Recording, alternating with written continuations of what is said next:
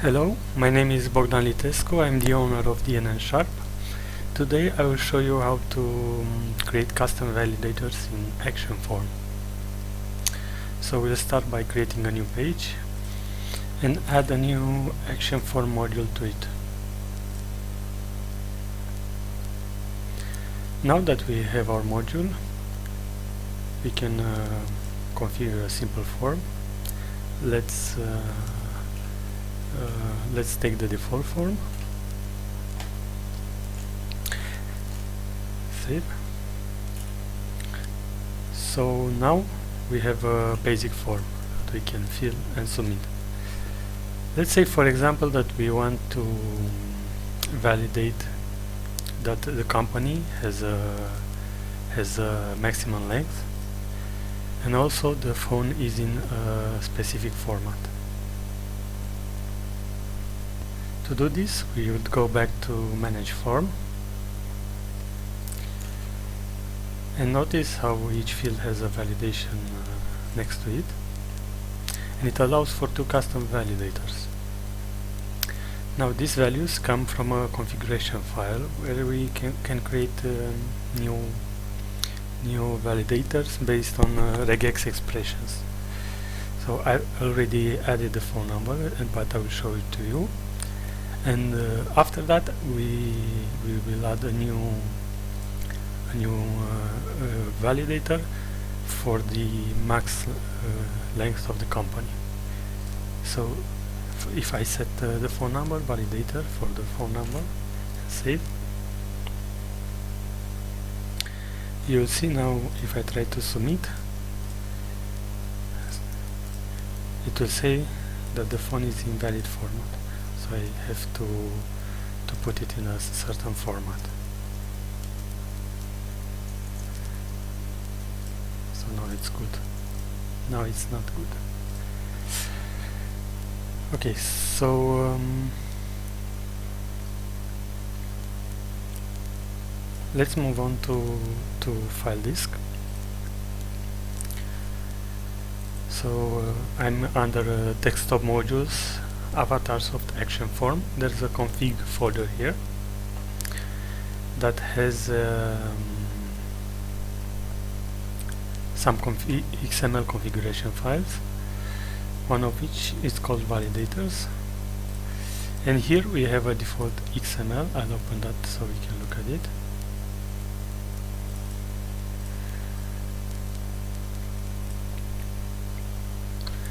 So you see here all validators.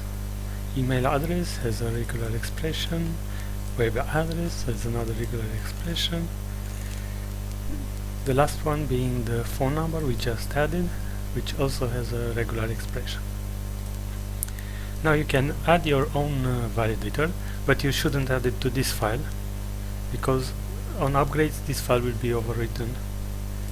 So we keep adding validators and you will get them with updates.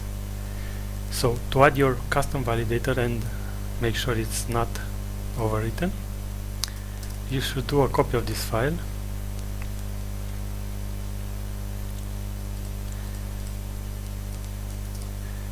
and give it some name, any name that you want. Let's call this max company length. Open it for editing, and you can delete anything, just leave one node. So you see it's validation root, and after that there were lots of validation nodes, validation. I will delete all of them and just leave one validation, but you can have as many validation as you like in one file.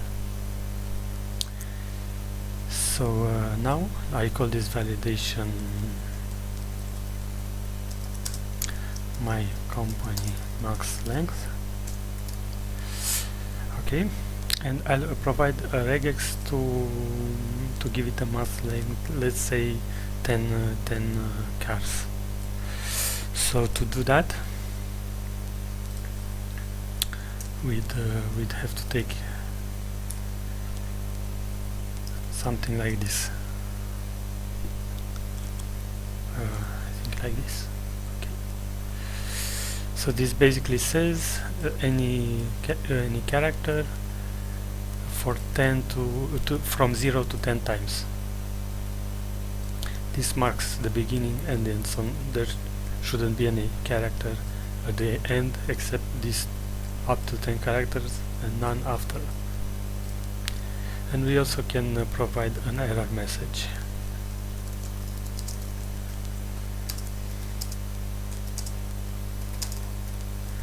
Less than 10 characters. Let's save this. Let's go back to the site. Let's go to manage form. And for the company, we should look for the new validator. But if you don't see it, just do tools, clear cache. And then let's look again. Maybe a tool, recycle application pool. Because the configuration files are cached in memory, so we don't load them on every request. Okay, so now we look under form, validations. You can see our new validator, max length. Okay, so I'll save that. And now what will happen, because the field is not required, the validation is not run unless I put some character. So now it's good, but if I put 1, 2, 3, 4, 5, 6, 7, 8, 9, 10, 11, you'll see the error coming in. If I put 10, then it's okay.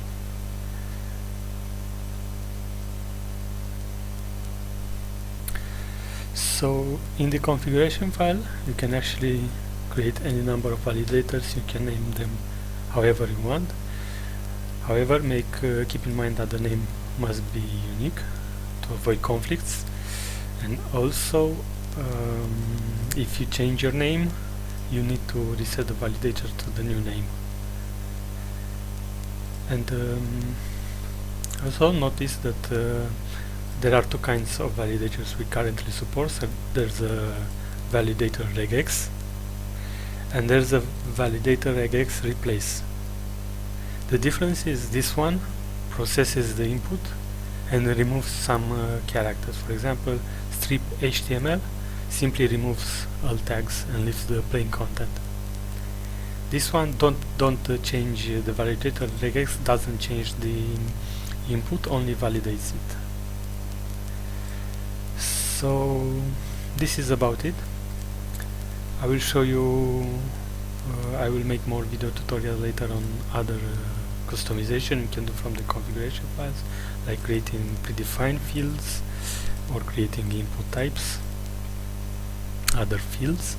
This all work on the same principle. They have a default XML that you can copy, paste and create new field types or new predefined fields you can just add to the form.